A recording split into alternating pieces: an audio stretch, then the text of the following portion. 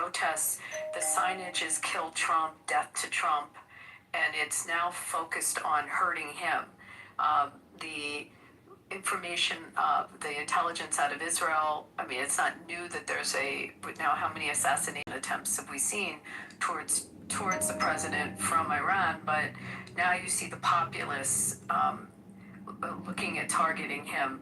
There's a total, I mean, it's shifted now where with him, this may get more personal than it had been before. I just think that we're going to see a lot more, we're going to see more weaponry. We probably will go in harder. You'll see the scramble of Pakistan and Qatar and everyone and Turkey trying to get us back to the table. And in a sense, we may still be at the table, but this is just one of our negotiating tactics, is to come hard at them. It's kind of what I think is going on. But I definitely see this becoming more personalized from the IRGC public towards him than we saw before. And that was it. Thank you, Abby. Well, they try opponents of any country or any organization. It's an excellent tactic to personalize it and make it about one individual. And we know that Donald Trump's a very controversial figure, and we know that in our society, where we are not just permitted but actually encouraged to publicly criticize our leaders, that he's like a lightning rod, and much the same way as Israel's being personified as Bibi Netanyahu, not as Israel, by Israel's detractors. And so it's a tremendous tactic. It's obviously going way beyond political rhetoric when you're trying to assassinate the President of the United States. That's for certain. I would agree that, as I said earlier, a lot of this is tactical. He's wielding both the carrot and the stick. The question is whether these folks in power in Tehran or wherever they're hiding out these days give a damn about that. And there's no political war of attrition there. There's a political war of attrition in the West. So I guess we'll see which way it goes. Thank you, Abby. We'll go to Brian, followed by Hanson. Hey, Gary. Iran and the United States was never on the same page. Trump would put out a statement, they would put out an opposite statement, or no, that's not the way it was. I know somebody had yesterday a signed MOU, but from everybody, so you would think that they would stick to the agreement. We did the honorable thing and took the blockade away. We took off the sanctions. We upheld our end of that agreement that we were willing to go to. They never opened that strait. There were some few ships that went through, but they never really allowed that strait to be open. So we kind of stepped in this in the very beginning, and Trump gave it a try, but time for the MOU and the peace talk is over. So we really don't have any choice but to go to war, either until we see a regime change, or at least until that regime agrees that they're going to stick to an actual memo of understanding and stick to the rules. I think they were playing games and stalling as long as they could for whatever reason. Maybe they were rebuilding or getting their stuff into place or whatever. But I think they were stalling and playing games and never intended to do peace. And it shows. Why would they? Why did they bomb that cargo ship? Why would they say that the ships couldn't go through Oman if they were wanting peace? I think, the United States did their part. I mean, Trump immediately took the blockade away. I mean, and I personally think he should have waited on that, but it's his call. But at least he did do our end of the bargain. They never held up their end of the bargain. As far as I can see, they never really agreed fully to that memo of understanding, and we're not really going to have a choice. And maybe hopefully Trump can get at least the majority of the people behind him, and knowing that look, we tried and it didn't work, so we're gonna have to try something different, and that's where I am with it. Thanks. So, Brian, as I mentioned yesterday, history shows this should be no surprise to anyone. Iran and its proxies, and we use the term proxies, but let's just be clear that these terrorist groups that have been attacking Israel, including on October the 7th, are doing so at the direction of Iran. The command and control is from Iran. The financing of it is from Iran. And you can see every time some kind of a peace or a settlement or a negotiation or however you want to call it is struck between Israel and these terrorist groups, the terrorist groups do not adhere to what they agreed to adhere to. And so it should come as no surprise to anyone that Iran didn't live up to the terms of the Memorandum of Understanding. They couldn't even hold themselves back for the short period of time that was prescribed in the MOU in order to negotiate a real end of the hostilities. They couldn't even wait that short period of time. They just don't have it in them. They are not the same as the West. Their perspective is completely different. You know the story about the scorpion and the turtle or the tortoise, where take me across the river on your back, but we're mortal enemies. You'll sting me, but if I sting you, we'll both drown. So there's no way. And then he stings him. He says, "Why did you do that? Now we'll both drown." He says, "I don't know. It's just in my nature." That's what we're dealing with here, Brian.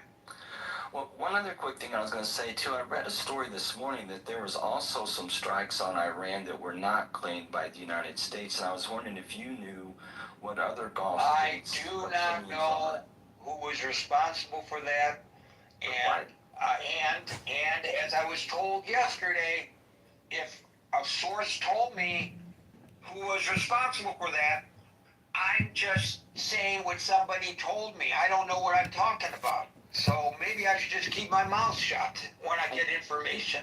I'm being facetious. I'm just wondering, though, why don't they, if they're willing to shoot it while we're shooting and kind of be, like, oh, we didn't do that. Why do you think any of those Gulf states over there are willing to side with us if this goes to war? They have their own domestic issues. They have people, each one of them, who want to overthrow their regimes. They have to be extremely cautious about how they do this. When some of these Gulf states showed support, no, they didn't fly jets or fire missiles, but they showed strategic military support for the United States and Israel last year. This was not something that was made public because of their internal problems. They have to negotiate these waters as carefully as the ships negotiate the Strait of Hormuz to avoid the minefields. It's not dissimilar at all. So I don't particularly see a pan-Arab rising against Iran. Would I like to see that? Absolutely. I think I don't know how any nation sits back and takes incoming from a neighboring nation without responding. I know Israel gets criticized for doing so, but can you imagine if the United States took incoming from another nation, that we would just sit back and say, All we are saying is give peace a chance.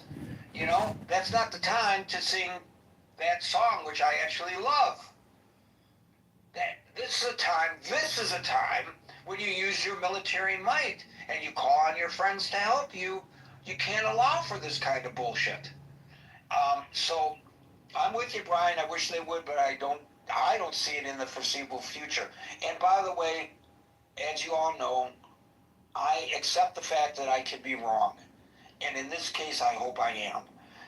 Anson, followed by, my eyes are bothering me here, and the name is Estefan. Anson. The biggest constraint against Iran would when they would look and see a united America intent on continuing military action and strong, brutal economic action until the nature of the regime radically changes, which would mean a regime change. That would be, I mean, why is Iran doing what it's doing? Is it, they see the midterm elections coming up, and every time they turn on their TVs in Iran, if they could, and watch the American news, they would see that if the Democratic Party reflects the will, the expressed will by polls of the American people, 55, maybe 60%, that all military operations whatsoever, any and all, against Iran would stop immediately. And they see the Gulf denuded of the American Navy as soon as the Democratic Party gains political power in the United States. They know Trump is detested by probably over half of the American people, and they see that he is going to become a lame duck president for the next 2 years, 2.5 years. He can blather all he wants, and they can just ignore him and wait for right political upheaval in the United States, such that when you if you flew a satellite over the straits of over the Iran and the Persian Gulf, you would not see any aircraft carriers. You would not see any American warships. You would see the bases denuded all around the Middle East. An isolationist America withdrawing to its own borders, and all for the sake of ensuring that we keep gas prices cheap. They don't think the West, in particular the United States, has the intestinal fortitude to stand firm until the Iranian government chooses to join the peaceful nations of the West. And that would be the biggest constraint that if, God forbid, if pick whoever you choose to be a true leader of the Democratic Party in the United States would stand tall and say, we will develop the specific requirements to achieve a ceasefire and a negotiated peace with Iran. And it would be well debated and supported by 80% of the people when it was finally debated and put in place. And then the willingness of the American people to do whatever it takes in order to achieve those goals. We didn't do that. We haven't done that. That's the starting this war without that in place was one of the dumbest acts that America has done, at least since 9/11. And until they see a united states, a united America willing to put on the military pressure, and I don't mean boots on the ground, but reestablishing an ironclad naval blockade. No Iranian ship moves in or out of the Gulf, period. Any Iranian ship inside the Persian Gulf will be sunk. How about that? Anything Iranian that has a dollar sign attached to it will be immediately confiscated by the United financial control of the West. That's what it's going to take in order to make Iran join the nations of peace. The West does not have the gumption to be able to hold them accountable and keep up the appropriate economic and military pressure until they do so. Thank you. And Anson, I'd like to add to that, and I'd like you to try this out for size, and that is, why is there this big political drumbeat against the United States engagement in areas where you and I may feel that the United States, that it is, that there are existential threats to the United States from these regions, but we're being told over and over and over again. Go to JohnKitoverNews.com. It has nothing to do with us, and it's You're no listening secret. to a live broadcast podcast about Donald Trump and the Iran war. Like this video, subscribe, and share. Funding the political conflict in the United States. They use a highly sophisticated method. They don't bribe officials like in the old Soviet Union days and the old Red China days, but we know that there's this state-sponsored information warfare. There's digital manipulation. There are organizations that are funded. If you follow the money, there are organizations that are funded, that are out there screaming and hollering about the policy of the United States, and as American citizens, they surely have the right to do so, but they are, let's not lose sight of the fact that they are funded by Russia and China, and when we know that they are funded by Russia and China, then we can assess perhaps their motivation, or maybe not the motivations of the individuals, but we can assess Russia and China's motivation for infiltrating or funding or establishing such organizations here in the United States. So what we see may not be organic in nature in terms of the populist view towards these situations. I think that the Great Divide, which you're talking about, I believe the Great Divide is 99% a great divide of the American people, American citizens, red-blooded Americans, if you will. Some of it, sure, on the fringes is going to be developed by people that want a seat, that want to weaken the United States and make it lose its superpower status, et cetera, which that's the motivation of Russia and China, and that's the motivation of Iran, death to America. They say it out loud all the time. But I believe the divide is true and real within the United States, and it's so destructive that we are unable to do the things that America used to do, to stand up firmly and resist using overwhelming military power to achieve the reasonable goals to a live broadcast podcast about Donald Trump and the Iran war. Like this video, subscribe, and share. Congress would stand up and unite the country through Congress rather than a lame duck orange-haired man that increasingly is losing the respect But we know that there's a state-sponsored information warfare, there's digital manipulation. And until we can do that as a nation, in other words, until that great divide goes away, Gary, our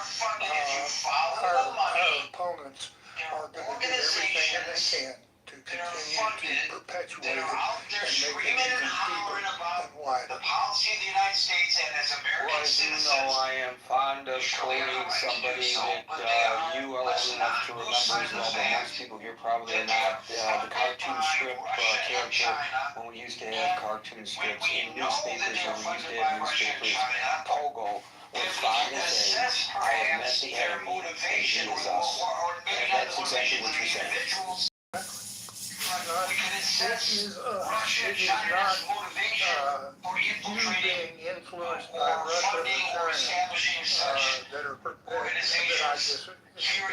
it's not Russia or China making Scott, for example. Scott and I have May not be organic in nature in terms of Scott, and I don't think he believes that some right-wing nuts somewhere around the world are influencing me. We're going to have our great divide. I'm not trying to pick on Scott, but Scott and I we don't even have a great divide. There's just a difference of opinion that Scott and I have, where most of the time Marshall and I would tend to agree with each other. But that's the natural ebb and flow of politics in the United States without any foreign or other untoward influence. Thank you, Hanson. We'll go now to listening to a live broadcast of the news regarding the Iran war with Donald Trump. Go to ChicagoNewsIncorporated.com. I'm talking to you from Tehran. I'm so happy there are people like you, and especially Alan, who understand we people who took hostage by this Islamic fundamentalist government who killed us months ago, and during this war they had some people in the street with gun. They threatened us to avoid from a revolution. They are afraid from a revolution to take place. They spend our resources for the terrorist groups. We so pleased Mr. Trump, who killed Khamenei, and he did his best, and we become so happy if there would be a boots on the ground and regime change. But I know Mr. Trump is responsible for his country's benefits, and it cost so much for him and his country. But these efforts they do for their own benefits maybe has some benefits for the people of Iran, and I don't know what would happen after this, but remaining of these terrorist groups in Iran would cause lack of sources, lack of water, lack of everything in my country. They waste everything for terrorist groups. Thank you. Thank you, Esteban. And it's rare that we get to hear from somebody in Iran. And I know you're literally putting your life at risk by doing this, so we appreciate your contribution. And if you feel comfortable and safe, please join us again in the future. William, followed by Daryl. So, Iran is not like us. You started by asking a good question. You know, how do they see the world? How are they seeing the world? And you again reiterated talking to somebody else. They are not the same as the West, and that's really important to understand. They have allies, and the allies allies that they have are not the same as one another either. Russia and Iran, China and North Korea. They are allies of sorts, but they're not the same as what we think of as Western allies, because they're not like us. They have peculiarities. What do they have in common? They're all basically authoritarian regimes. But culturally, they've got a lot that's different from each other, and you know, only Iran is really a theocratic regime, at least formally, and acknowledging themselves as being a theocratic regime. You know, you can argue that all of them are, but that's not really, they're not really the same. So we started this war. We went into the war without consulting with our own allies, and our structure of alliances was the greatest strength that the United States had for 75, 80 years until recently. And so in the first part of the Trump administration, there was a general destruction of the alliance structure. There was a lashing out based on this Monroe doctrine. We're going to withdraw, we're going to become isolationists, we're going to withdraw to the boundaries of the United States, and we're going to tariff everybody so that they should all follow us, so that not only did we alienate the allies on some ideological grounds, but we actually economically attacked them. We threatened to attack Greenland. We threatened to, we basically discounted the sovereignty of Canada, our neighbor, of Mexico. We basically treated people that would be natural allies like enemies. So we went into this war without an alliance, without going to Congress, without a strategic plan, without an endpoint, without an exit strategy, and without, fundamentally, as Anson said, that Trump should have gone to Congress. The Republicans are in power. They have the House, the Senate, 2/3 of the Supreme Court, and state governments pretty evenly split across the country. We don't have the Senate. The thing that nobody in your shoes ever says is that it takes 7 Democratic votes to pass any legislation. You have to have 7 a filibuster, and I'm doing is not destroying the filibuster anytime. Okay, I can't hear you because you're breaking up, but what I'm saying is that regardless of those fine points of democratic governance, we went in without doing the basics of having a strategy, a plan, an exit strategy, an endpoint, and even consulting, getting some sort of authorization for use of military force, which would have entailed going in front of the American people and garnering support of the representatives and the American people. We failed to do that. So we went to war. We went to war with basically a Secretary of Defense who titled himself as Secretary of War, who's basically picked because he looked good on Fox TV and with a good theatrical plan. Okay, but what does this have to do specifically with the Because question? we went in and lost. And when we went in and lost, we don't acknowledge it, and now we're scrambling around for what do we do now? And they are not the same as the West is. Let's suss this out just a little bit. You say Trump went in and lost. Did he not secure a memorandum of understanding leading to a ceasefire? That was not a victory. That was, and we can argue this later, but I believe that was basically articles of surrender. Well, articles of surrender, articles of surrender. I'm not talking That about was the a memorandum of understanding, which is historical different. definition of it. No, I'm talking there about is the a fact that for practical purposes, we lost. difference. No, We lost. there's a The Palace of Versailles, of all places, difference. to sign it. okay, so there's Oh a my difference gosh, there is a distinct difference.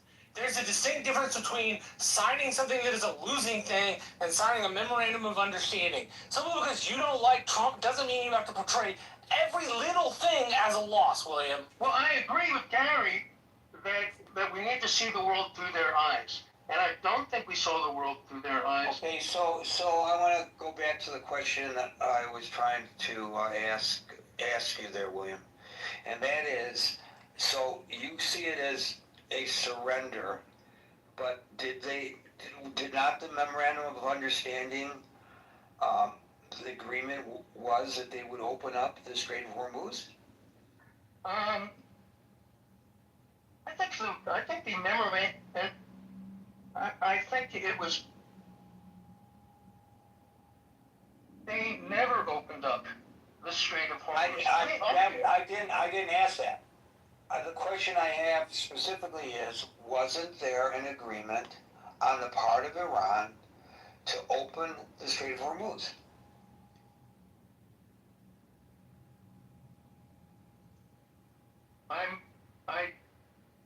Maybe about it. There are 14 points and they're pretty unambiguous.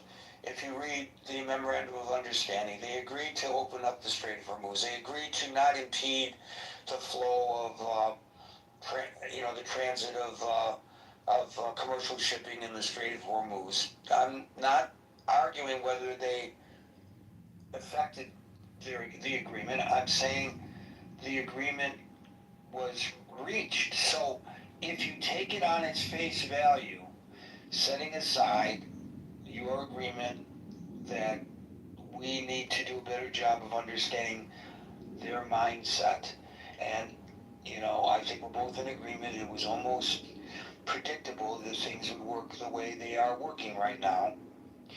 Wouldn't that have been something that the president achieved? He was able to, because that's his main goal right now because of the domestic pressures, I believe, with regard to the price of gasoline at the pump. So wouldn't that be considered a victory if in fact the Iranians had upheld their end of the deal? Well, I agree with you that they're not like us, and they were never going to uphold their end of the deal, and that they don't think like us. Right, but I said setting that aside, isn't that a victory? I don't think it was a victory because I think that we achieved a false victory. You're an attorney. I presume you've negotiated contracts, real estate contracts, employment contracts, right? Yeah, sure. Okay, so then when you negotiate a contract on behalf of your client, you give something up and you gain something in return, and sometimes it's not an actual quid pro quo. Sometimes one party benefits better than the other party, but is that a surrender? So I've had negotiate contracts, and people will enter into contracts, and I've also been in cases where people breach contracts, as is basically the thesis that you have now, and I agree they breached the contract, but I believe the underlying problem is that we never really had an agreement, and that the victory claimed was a false victory because although the points were agreed to, but yes, and they're dirty contract breakers, and they didn't keep their word, and that means to the they're agreement. There wasn't an agreement. Yes, but people breach. Trump breaches agreements all the time. But that's not what. We were talking about Trump before because you said. I just want to say that they're the only. When you see the world through their eyes, they're not the only ones who come to the table who are dishonest or disingenuous. And that hasn't happened in any of the contracts. Did we ever actually have a meeting of the minds? A contract that would be enforceable? Wait a minute. Is there an enforcement Have mechanism? you never had a meeting of them? They didn't have a meeting of the minds. The whole memorandum of understanding was BS. I don't believe it was a genuine agreement that they agreed to. I think they Well, breached it. so by your reasoning, any divorce decree is BS because No. a divorce decree only is as good as the willingness of the parties to abide by it. Well, no. A divorce decree is between the people who are married, so that's a little bit different. But but there are it's conditions. sort of like having a contract.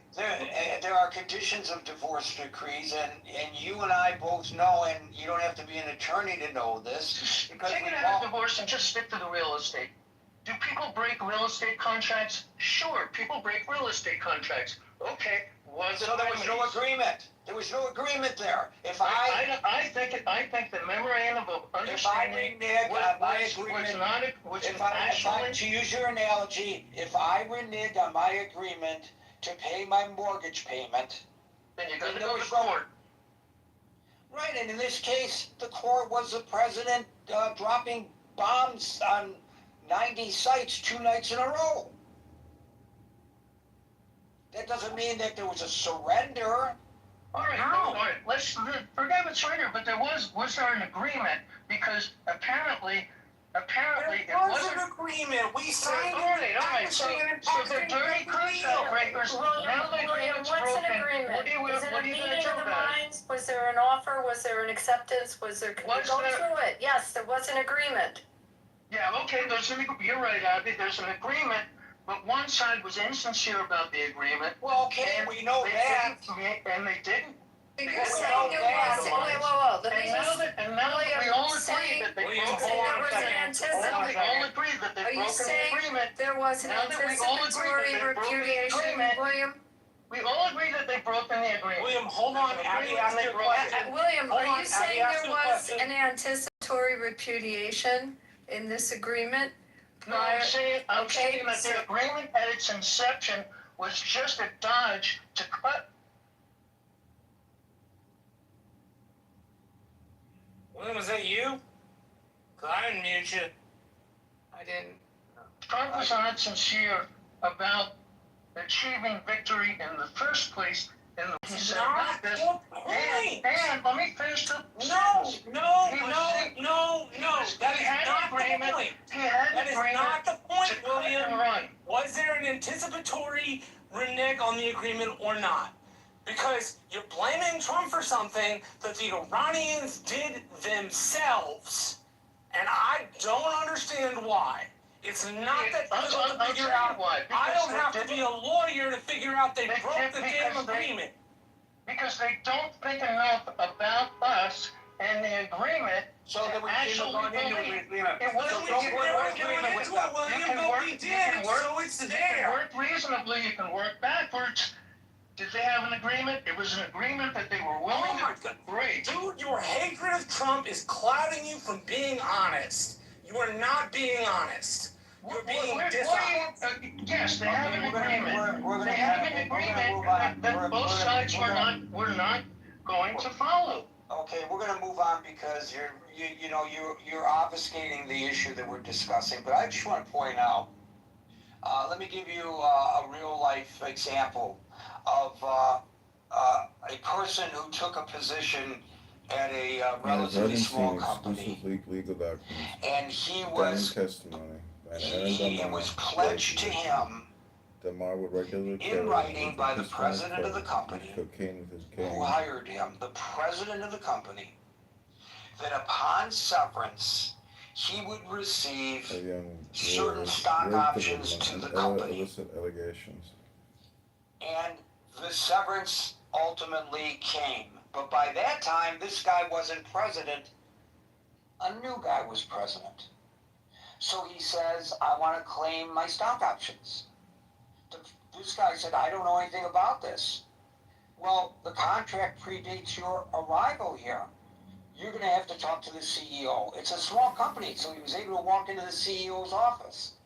He walks into the CEO's office, and he says to the CEO, I have it right here in writing that I would get stock options upon severance. The CEO says, well, that was, I'll call him by his first name only, that was negotiated by Joel, and Joel hasn't been here for a number of years.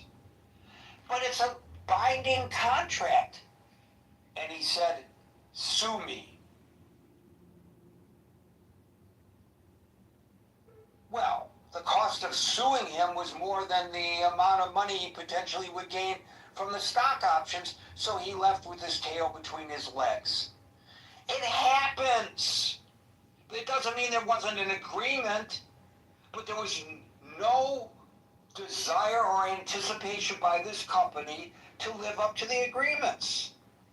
No matter what the law says, no matter what recourse the law says that you have. At least in this case, there is some compensation. It may not be a compensation that we want to stomach or that we support, but you saw it. There was, unlike my friend who never got his compensation, the United States got some compensation because they bombed the hell out of some military assets in Iran. And by the way, there is some reporting today that the Iranians recognize that they fucked up when they attacked those ships. They would never say it publicly, but you can read the reporting.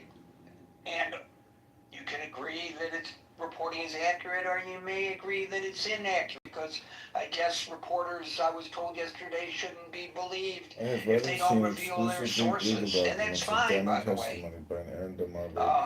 It's up to you on whether you accept the veracity or not, right? Daryl followed by David. Yeah, so, off top, I would like to briefly, if I can, some latitude, I would like to kind of defend William. I've actually signed 7 MOUs in my career, and what I've come to learn is that generally MOUs are not necessarily legally binding, right? The MOU is, you know, me and you, Gary, we're going to come to an understanding, and if you do this and I do that and you do this, we will at some point enter into a longer form agreement that has like more teeth to it. Yeah, but wait a minute, wait a minute, second, Daryl. Yeah. What memo, what agreement between two nations is really legally binding? Huh? How many? Well, treaties are usually legally binding. How many countries are our country as well have been accused of violating international law? Okay, who's going to enforce that international law? Who enforces it? It's only based on whether the parties involved are willing to live up to the obligations that they announced at the time that they signed the memo of understanding. Well, yeah, it's a good faith, right? It's the idea of good faith. That's all it is. Daryl, MOUs can be binding. There's certain elements that can make an MOU legally enforceable. And, yeah, but that's why I said Abby. I said generally. And there's certain clauses generally, not legally binding. But yes. There are certain clauses in MOUs that are absolutely binding. You know, where you have confidentiality clauses and such, they are binding.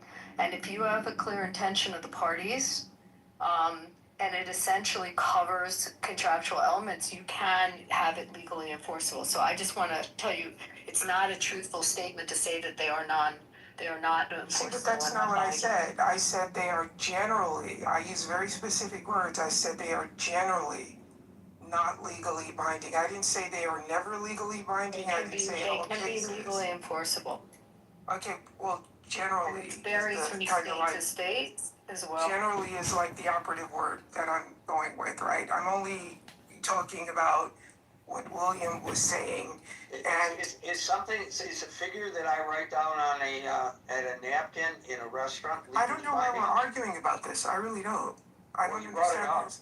Well, yeah, because what William was saying was technically not wrong. Not fundamentally, but technically what William was saying was not necessarily wrong.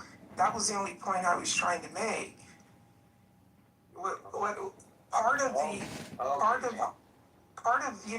Part of this whole MOU thing was particularly with Iran, was that it was supposed to be, at least this is how it was presented to the American people, right? To the world. To the world. Yes, we have a framework for a memorandum of understanding, right? And there were 14 points, I believe. No. That's technically inaccurate. It was not a framework for a memorandum of understanding. It was a memorandum of understanding, which was a framework for a ceasefire. There's a difference. Yes, and part of that was, I believe it was, maybe it was the 13th or the 14th, I don't remember which point it was, but wasn't part of the framework that there would be a cessation of all, all attacks or whatever, and Yes. yeah, so I'm only saying technique. I didn't even come up to talk about any of this. I came up to talk about what Anson was saying. I was just saying, from a technical perspective, what William was saying was not necessarily inaccurate. What I actually came up to say, because I thought Hanson was Anson was so on point, right? Like, we haven't, it hasn't, we've talked about this, Gary, like for the past 3 weeks. This was never sold the right way, right? It was never sold in a way that the average person walking down the street understood what was at stake and what the purpose was, right? It was shifting. First it was this, it's not a war, it's a skirmish, it's not a skirmish, it's a war. It's a this, it's not a that, it's not a... I don't, it's like if you were selling stock and someone was asking you, Gary, about this stock, and you can't get a clear message to this potential buyer as to what this investment is. I guess my question would be to you, what would you do as the buyer in this particular sense? Is it just, okay, I'm just going to go with Gary because, even though Gary's not really explaining this to me the right way, but he's asking me for my money, I'm just going to give Gary my money and just let it be an act of faith, right? We can't deny that the messaging on this has been an absolute clusterfuck from the very beginning. And again, I've said this before, this country absolutely has a collective memory of us being told that Saddam Hussein had weapons of mass destruction and that he was going to imminently use these things. And that's why I say history is undefeated. Time is the world's greatest detective. Okay, but wait a minute. Why do you make that analogy when in fact it's absolutely acknowledged that they have nuclear weapons program? It's absolutely acknowledged that last year 3 of their facilities were obliterated by U.S. attacks with the assistance of Israel. So why would you even use that analogy that we have this collective memory of us being lied to about Saddam Hussein, so therefore we're being lied to, or the public believes it. The public doesn't believe we were being lied to. Everybody knows that there were nuclear facilities there that were attacked by the United States. There's no denying. You're missing the point. My point was not necessarily whether they had them or not had them. My point is, confusion causes doubt. And when the message is not clear, then people can do nothing but rely on memory. I didn't say whether they had them. That's not true. That is Based, nonsense. okay, based on what? That is absolute nonsense. People have the ability to compartmentalize things, and I really have problems with people who come to the stage and denigrate the ability of the American people to be able to comprehend what's going on. They may not be attuned to it, and the general public certainly is not as engrossed in it as we are here in the critical thinking forum. But people are not going to sit around in bars saying, we can't believe them about this because they lied about that. They're able to recognize that in fact there's a nuclear threat coming from Iran. Do you deny that statement? I disagree with you about what people think because I don't tend to speak for everyone. I do know that, hold on, I do know that in my crowd. You just did, absolutely, because you talked about the collective memory of the American people. So when you talk about collective American people, you're talking about everyone. So you open the door. I would disagree with that. Well, you know what? If I were the judge, I would say, Counselor, you opened the door to that line of questioning. You were the one who interjected it. Now you want to pull back from it. No, I disagree with your interpretation of collective memory. I don't think we're disagreeing. I'm kind of lost here because the only thing I'm saying is I came up to agree with Anson that this was not sold correctly and that people have a right to say, hey, am I being told the truth? And it kind of feels like what the opposite opinion is. It's like, well, no, people should just agree to agree or just step aside. And I just somewhat, I'm not even disagreeing with you, Gary. I just disagree with the premise that this was not sold the right way. Well, I never suggested that it was sold the right way, and I have been critical of the way it was sold and the fact that the mission changed so many times, as it has in previous iterations of military prowess by the United States. My only objection is it used as your analogy the weapons of mass destruction allegation vis-a-vis Saddam Hussein, and then you superimpose it over this. And I object to you doing so because it's not the same thing, and you're implying while saying, well, I'm not really saying it, but you certainly are implying that that's what's happening here, and you and I both know that's not what's happening here. That is a technique of debate, but it's not a fair technique of debate. Okay, I disagree with Anson that if you want to get the majority of people behind a cause, and if you say the mission changed, well, did the mission change? Did the mission actually change, or did the messaging change? Because they would be two distinct things. You know, the value to Iran the value of Iran to America has historically been its oil, and I don't think there's any denial of this, right? We went into we overthrew these guys in 1953 because Iran asked British Petroleum for an audit.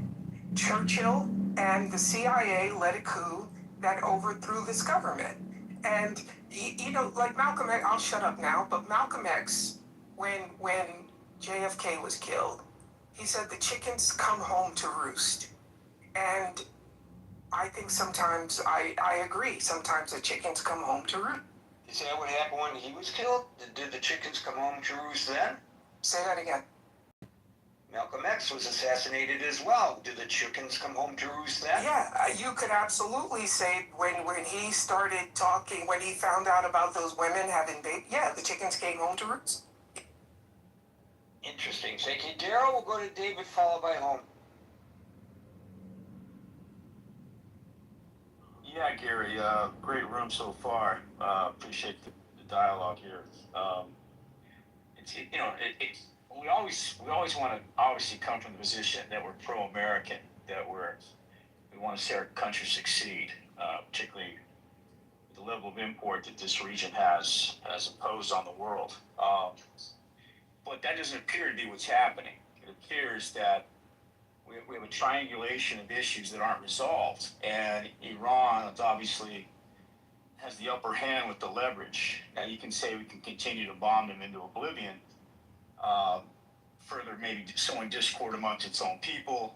They rally around the flag, and of course, big oil, big insurance is going to say, sorry, United States, we're going to pass on insuring these boats for now. So as long as Iran can extract that pain point in the strait and keep those ships from passaging, Trump's in a rock and a hard place. Iran is attacking commercial shipping despite the oil deal, right? This memorandum, Gary, has not held sway. In fact, it was probably a deferred crisis on paper that only had I read an article with this. There's a detonator attached to it, and that's essentially what has happened here. Israel continues to bomb Lebanon. let me be clear, bomb their enemy in Hezbollah out of state, requirements to protect itself. And the United States can't necessarily rein in Netanyahu to not do that. And so Iran's saying, well, the gloves are coming off. And now Trump is looking at facing defeat on two fronts. The crisis in the Gulf and now the midterms if gas prices continue to surge. And we saw what oil's done this week so far with regard to this incursion. And so either way, it looks like Trump's off-ramps are just, they're falling by the wayside. And, so Iran's continued to weaponize and leverage in a way that they didn't have before February 28. And now, show us the cards in at that point. Absent sending in our troops, absent putting boots on the ground and doing a full-wage incursion, which will then light up the right. I mean, to Anson's point about the divide, there's not only a divide against the left and the right, there's a divide within the right. So Israel's looking at right to the left right now too, isn't there? Well, both of the parties are facing threats from within, right? Correct. Yeah, I've never seen them more divided in the division as extended as this. And all the hard-won gains that Israel's earned with regard to the party affiliations and going, a one policy, two nation approach to the Middle East is now being sandbagged by talk show hosts and all the talking points coming out of the right. And if our men and women go over there and die, then I mean this presidency is over, because it won't happen overnight. I mean, I think if we could do it in 6 months and take out the regime, I think the American people would go for that. But I don't think that's possible. And maybe I'm wrong, but I mean, I'm not a military guy. My heart breaks. I have a nephew who just signed up for the Marines, so he's clearly on the front lines of potentially going over there. But make no bones about it, Gary, Iran is not afraid of whatever the hell they signed. They're not going to be beholden to something where they feel their interests aren't being served, right? And maybe they're using this latest incursion with these ships to extract an even better deal. And I don't think Trump is in a position to get a better deal than the one that he got. So that's I think that is what Iran is bargaining for here, is to get more leverage, get more of a position with regard to the rebuilding their economy, and of course controlling the ships and setting the freight. I'm going to check you on that. If they were interested in rebuilding the economy, they would have adhered to the Memorandum of Understanding, because the Memorandum of Understanding opened up the floodgates for them to receive billions of dollars, literally. And so if it was about the economy, they would have said, okay, we'll go along with this. But it's not about the economy. My question is, who threw the first punch? Did Iran throw the first punch? Yes, the Iranians threw the first punch in this memorandum of understanding. They broke it. They attacked 2 oil ships in contravention of the memorandum of understanding. They were not supposed to do it in the first place, and they did it anyway. Stop and think about it. If you look at it logically, which of course we cannot when it comes to Iran, look at it logically. Listen, Iran, all we're asking is that we return to the way it was before with regard to the Strait of Hormuz. We're not asking you to give up anything. We just want the Strait of Hormuz to be open like it was before all of this started. And you know what? We'll remove the sanctions. We'll let you do international banking. We'll return your money that we are holding offshore. We'll give it to you. You can rebuild your economy. Knowing Donald Trump, maybe he'd go in there with the Trump organization and make some money rebuilding their economy with gold-plated buildings all over the damn place with the name Trump on them all. They could have had all of that. And yet, no way am we going to uphold this. We're going to attack 2 ships on the Oman side of the strait because we can do it, and we're going to show the big evil empire, the United States, we can. Doesn't matter what memorandum of understanding we signed. We can do whatever we want. And that's what they did, David. So what would you expect the president to do at that point? Well, then the response needs to reflect the breach of that agreement. Now, He bombed 90 sites in one night. Yeah, but then he's Absolutely reflected the breaking of the agreement. 2 nights in a row. It absolutely reflected the breaking of the agreement. What did you expect? As he said, what did you expect him to do? Well, Can I make one Not comment, buying it? David, on something you the said? question I have is, sorry, the question I have, does this agreement mean Israel's supposed to stand down as well, and was that broken? Israel was not part of the agreement, so why do you bring Israel into the agreement? We cannot mandate what Israel does. We don't have the power. We don't control their political system. We don't control their military. We don't control their air force. We can't mandate that they stand down. We just can't. And let me tell you, let me just say as an aside, Gabby, if you don't mind for a moment, let me just say as an aside, that kind of conflation, I'm not saying there isn't an Israel aspect here, because Israel certainly stands to gain by the demise of this regime. Israel certainly stands to gain by the eradication of the terrorist groups that Iran funds. Israel certainly stands to gain by the elimination of the nuclear threat of Iran. Absolutely true. But to conflate everything with Israel is a very dangerous thing. Why do I say it's dangerous to do that? David doesn't have a mean bone in his body, I believe. But I will tell you, David, why it's mean. A very dangerous thing to do. Yesterday, a guy from Delaware County, Pennsylvania, was arrested by the Pennsylvania State Police for walking into a state legislator's office for help with resolving a back tax issue he had, and suggesting to the people there that he was going to go and set the governor's mansion on fire again, because the first time it was set on fire by an anti-Semite who set it on fire because Shapiro somehow is responsible for the actions of a nation 5,700 miles away. Shapiro has to be taken out. So, and his family, the guy said.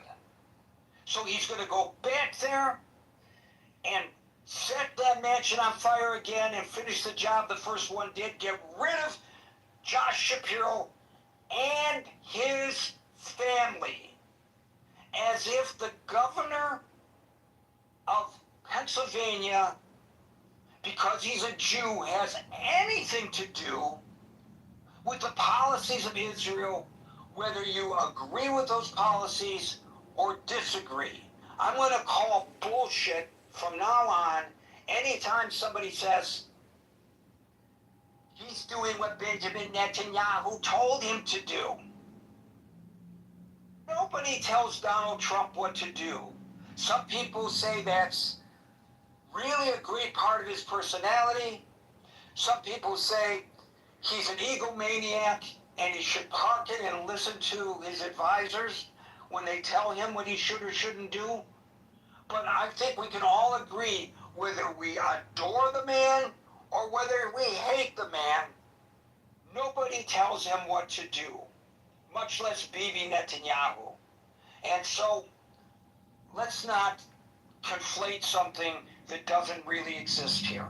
Yes, we have mutual interests vis-a-vis Iran, and it's an absolute imminent threat to Israel, Iran, not so much to the United States, but we're not completely indemnified from it.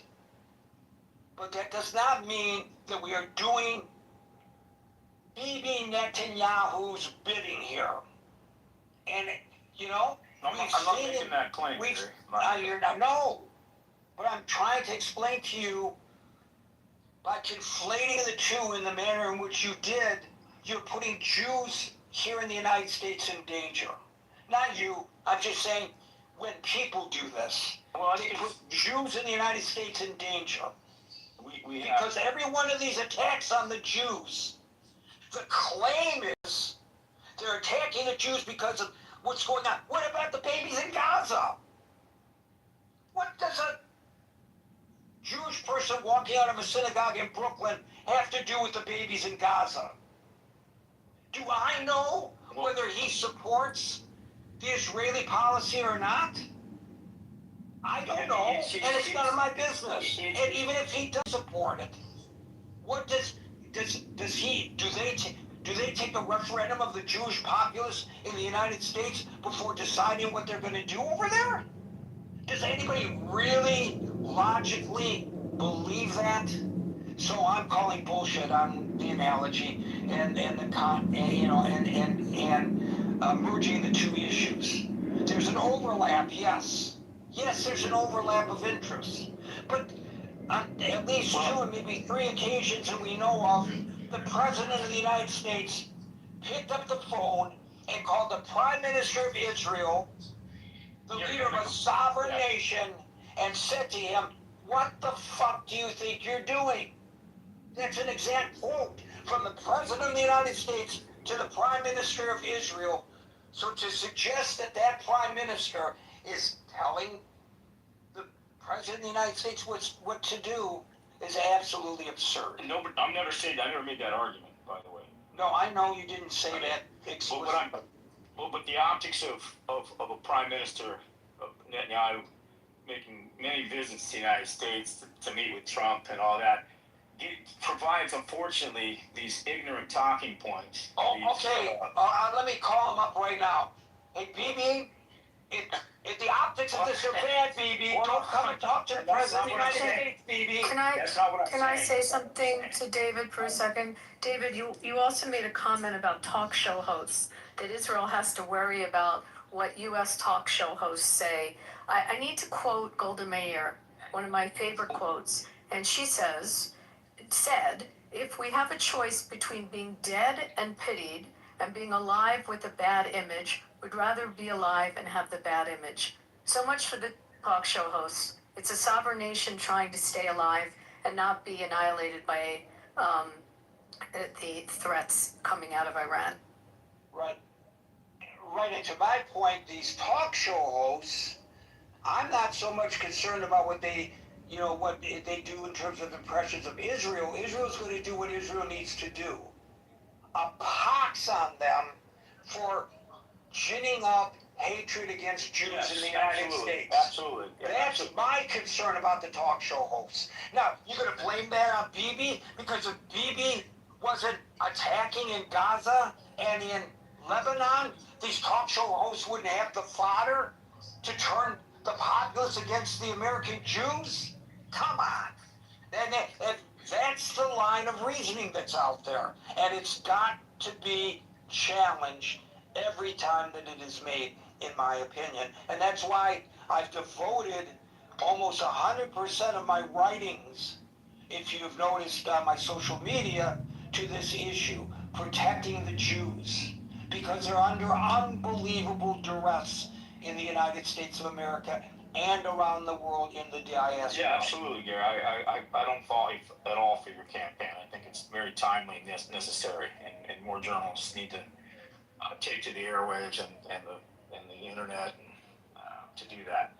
No, absolutely, and it's an unfortunate the threat against the president, the threat against the governor of a state. Yeah, for sure, 100%, Gary. I bet you 9 out of 10 people. Not just that, a potential presidential campaigner for the United States. Did you know about this threat before I mentioned it? The second one? No. Yeah, no. Why? Why is it not getting coverage? When Gretchen Whitmer, when they busted those guys for plotting the kidnapping and killing of Gretchen Whitmer, it became national news, and rightly so. How come this hasn't become national news?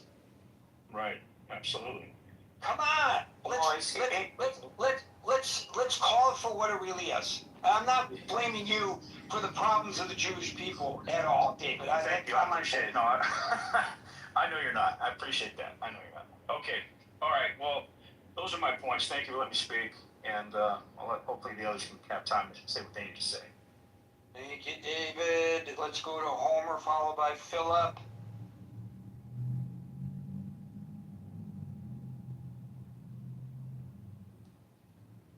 You know, your other speakers have taken a lot of time, so I will be succinct.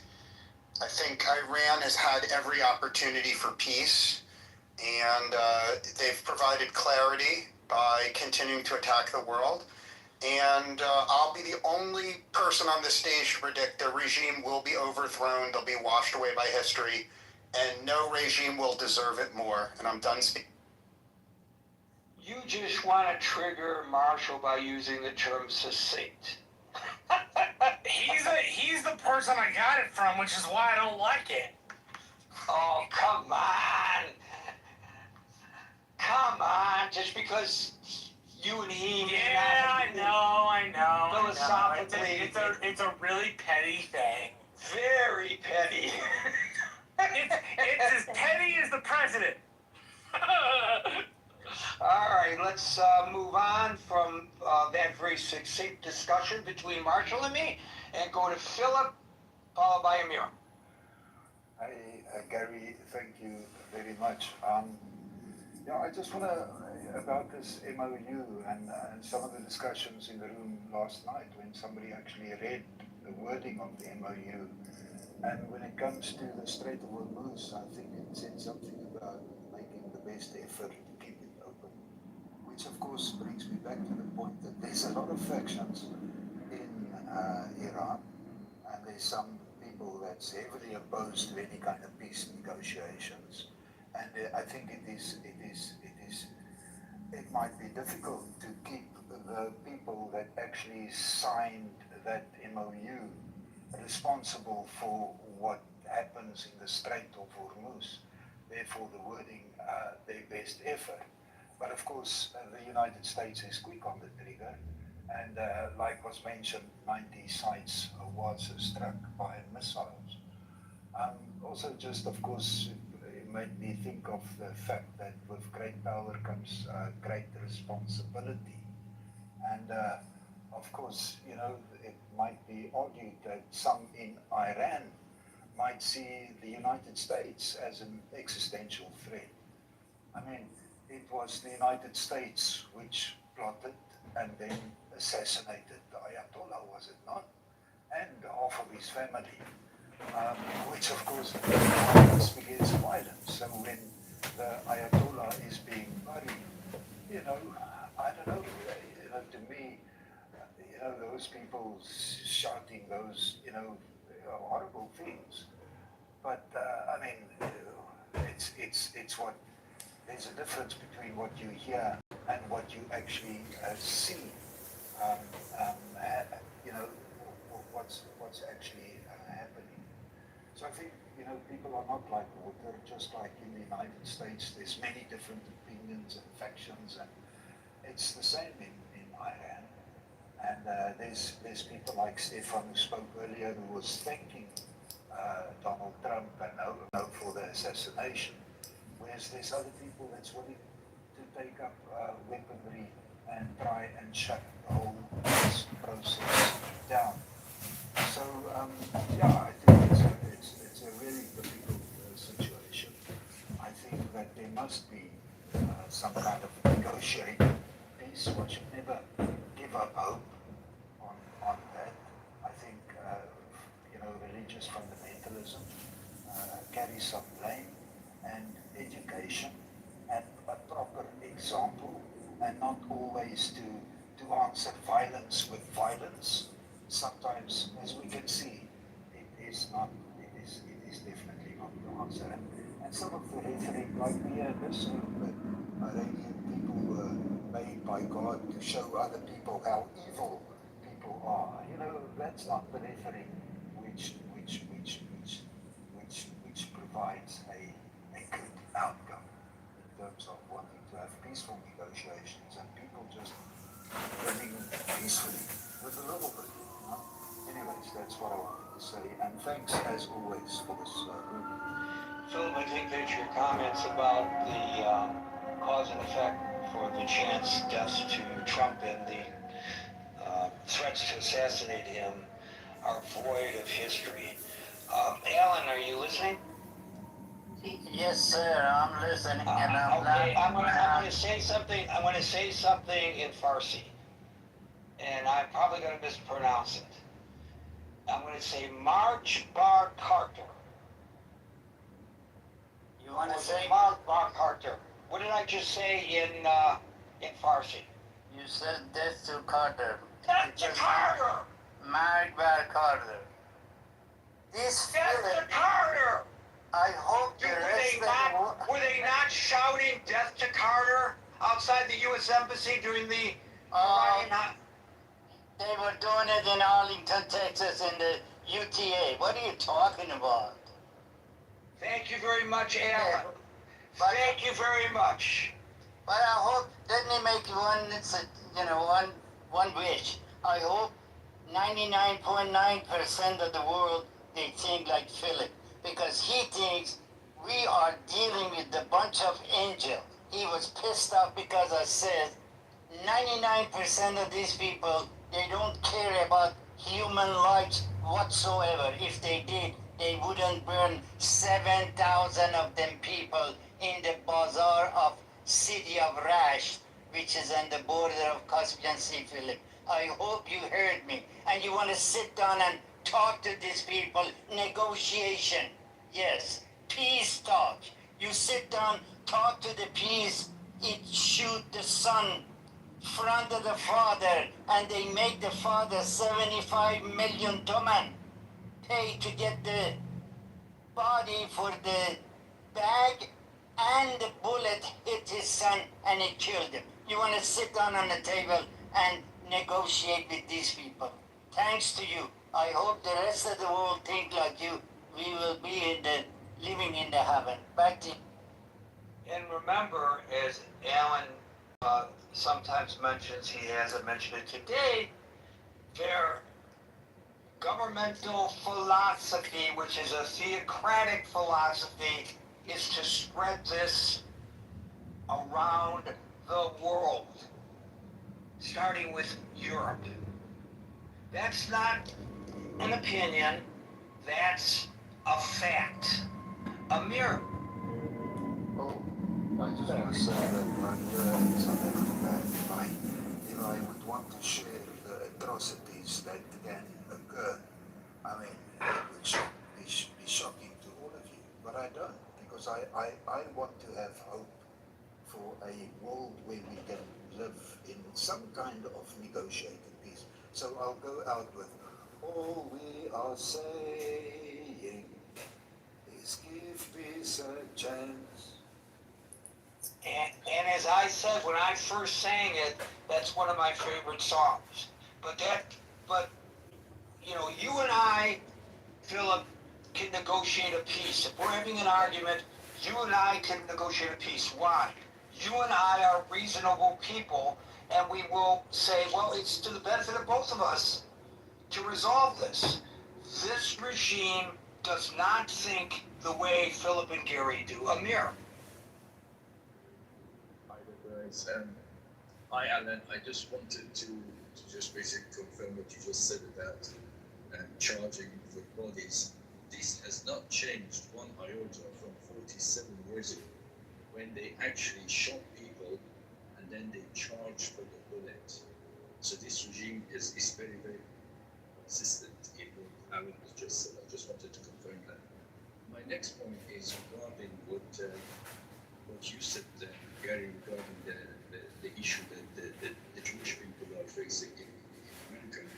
And I don't know if you remember when Ahmadinejad was in power, he actually set up a conference in Tehran, and there were quite a big number of Jewish people that some I remember that were from New York, and they came and attended to the conference, and they were actually against Israel and what Israel was doing at the time in the West Bank by demolishing houses and what have you. So I don't really understand how people can decide which Jew is it? Is it the one that's against Israel, or is it the one that's pro-Israel? When they attack them in the US, or when they sort of talk against them being anti-Semitic. So that's quite a question for me. What I really wanted to say is what Darrell, I think, talked about, and he talked about the value of Iran to the United States being loyal. I'd like to make a point, and this is quite an important point, which is often misunderstood. You know, there is a massive difference between Iran and the two countries that we often talk about, Russia and China, because we put these three countries together very often, and there is a big difference between them. And that is if you like, the cultural divide between the vast majority of the people in Iran and the regime in Iran. Okay? Vast majority of people in Iran, culturally, they lean very much towards the Western values. The freedom, democracy, secularism, liberalism, multi-party stuff, etc., etc. Whereas we know that the regime in Iran is completely the opposite. The slogans and the rhetoric in the past 47 years is a clear testament to that. Now, this is definitely not the case for Russia and Russians and China and the Chinese. There is no such a divide culturally between the people and the government in these countries, namely Russia and China. So I think that is quite an important factor which should not be ignored. I actually think Iranians, the vast majority of the Iranians, have a great potential to be a kind of a genuine friend of the West, in particular the US. And that's an important consideration. I think that's often missed, so I really wanted to make that point, which is quite important. Amir, just to correct you, the group that attended the Holocaust Denial Summit in 2006 were from the Natura Karta, which is a very extreme religious sect. It's the same group you see protesting with the pro-Hamas crowd in New York, and it is a fringe small sect, and it was shunned all over the world, including a statement from the chief rabbi of Israel at the time, who urged the global Jewish community to boycott and ban any of those rabbis from any of their temples. And mainstream Jewish groups and organizations from around the world made statements regarding that group that went to Iran. So no, that was not representative of the board of presidents or any large group from the United States or from anywhere in the world. Say it was a small fringe group in 2006. I just wanted to set the record straight on that. Well, thank you for clarifying that. I didn't actually know that, but my point, I think, still stands. If someone wants to attack a Jewish person, then how do they know which side they are on? That was the point I was making, but obviously thank you for clarifying. And I would take it a step further. It doesn't matter which side they're on. A Jewish person in the United States who's 100% in support of the actions of Israel that some people claim is even genocidal, I'm not obviously claiming that, has no impact on the decision that was made in Jerusalem to do whatever the IDF did. Zero impact. So why are you killing them, attacking them? And sometimes killing. Doesn't matter whether they are in agreement or disagreement with the state of Israel. What matters is, remember, before there was a state of Israel, there have been centuries of persecutions of the Jews. The Holocaust, from which Israel was born, to find a safe haven for the Jews who were not safe in their own countries of birth in Europe occurred before the modern state of Israel. So what was the excuse then? It's all bullshit. And I'm going to call bullshit when I see the bullshit. Michaela, you get the last. I was just going to ask Amir, you know, I just came in late, so I didn't, but he was saying how the people of Iran, you know, have so much to offer, and I agree. How were they overtaken? How was the regime, you know, how did the regime take over these people? Well, I think the way it happened, obviously, the revolution was for the right reasons, if you like. It was the majority of the people. I mean, a lot of people call it don't like to call it a revolution, but it had all the hallmarks of every type of revolution from the social science point of view. Now, what happened was then all the different groups from the right to the left to the nationalists, they all revolted against what they thought as a despotic regime of the Shah at the time. Now, but then gradually, the people who had the most sophisticated organization within the religious circles managed to basically get rid of all the other groups gradually. And once they got that to that point, then they started enforcing their power through the bullet, basically. And they managed to kill thousands of people at the time to get rid of any kind of, dissent against their despotic rule. And that has developed over the past 47 years to the point that now they can kill tens of thousands of people.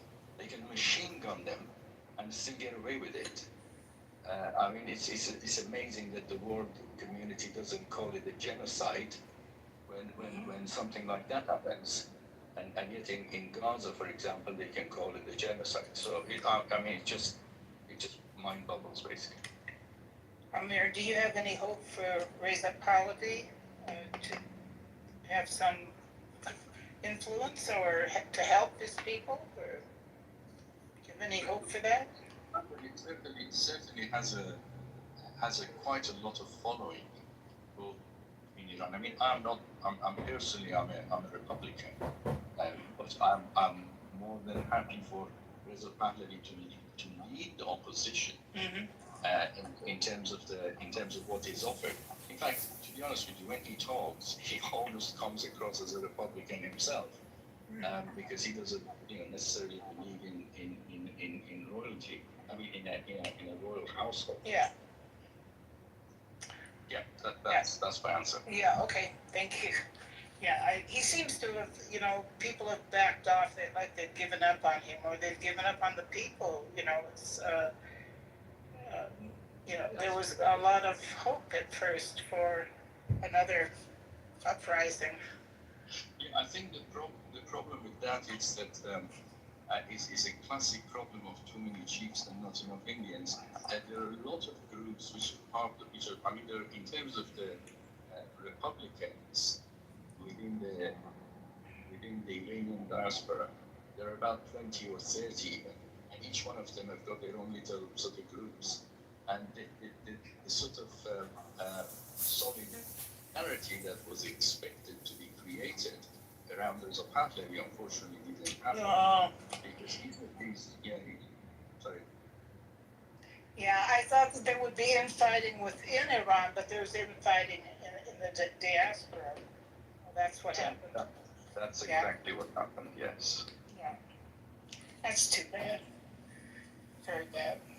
So Pahlavi, by the way, has said publicly that what he aspires is to lead a temporary interim government, and then let the people of Iran decide what form of government they want. And then once they decide what form of government they want, he wants them to have free and open elections, and then he would step down.